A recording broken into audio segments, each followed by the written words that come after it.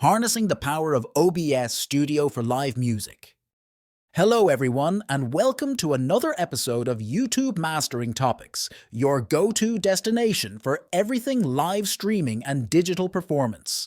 Whether you're a seasoned musician or just starting to explore the world of online performances, today's episode is all about harnessing the power of OBS Studio for live music.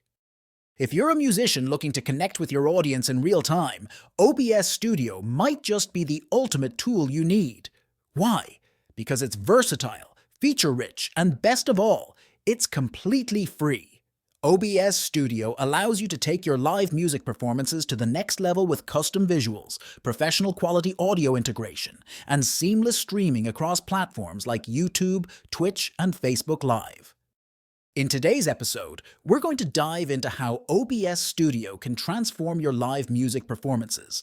We'll cover topics like setting up your stream, optimizing audio for studio-quality sound, adding stunning visuals to captivate your audience, and leveraging OBS's advanced features to stand out in the crowded digital music scene. By the end of this episode, you'll have actionable tips to create a live music experience that not only showcases your talent, but keeps your audience coming back for more.